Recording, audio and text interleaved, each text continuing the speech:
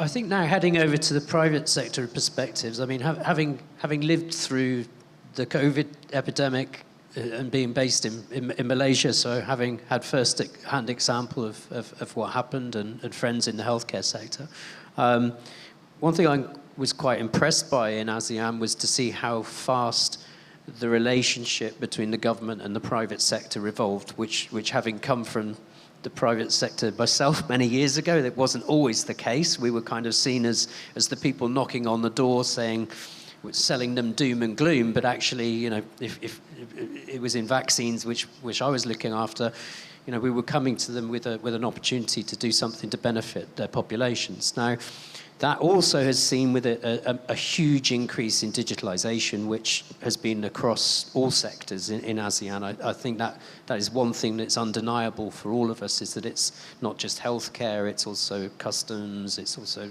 all areas of trade and investment.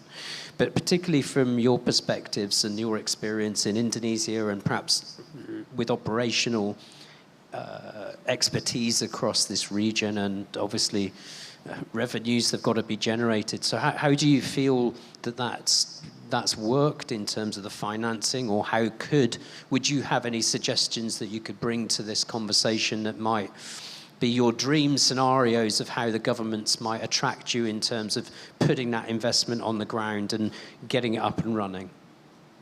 Yeah, personally, in terms of the liquidity, I don't see any problems. But I think as an investor from the private sector, we have seen that every country in ASEAN already create a package, very attractive, but it's still individuals. My example, like Myanmar, for example, of course, Myanmar government create a Tilawa as an economic zone. And then we say, okay, let's do it. And then it's done properly. That's very good. Indonesia is the same. We create the incentive, we create to have more investment for Indonesia. But again, because this is a Southeast Asia forum, can we have some kind like harmonize or synergy? What is the basic needs for the healthcare in terms of system, in terms of the medication that can work together, not in country by country, but we can build I'm sure that we can identify something that common needs for the not overlapping, because it's very inefficient. And in terms of scale, it's limited if we do it separately. This is the way that I think this forum is very good, especially for the policymakers, how they can come up with the platform, and then that can introduce to the all investment community.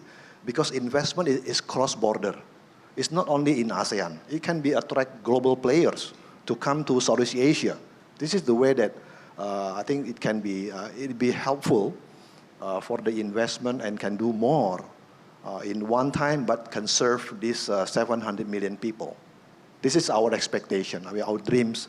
Of course, we can do it individually, but it takes more time and less efficient. Thank you.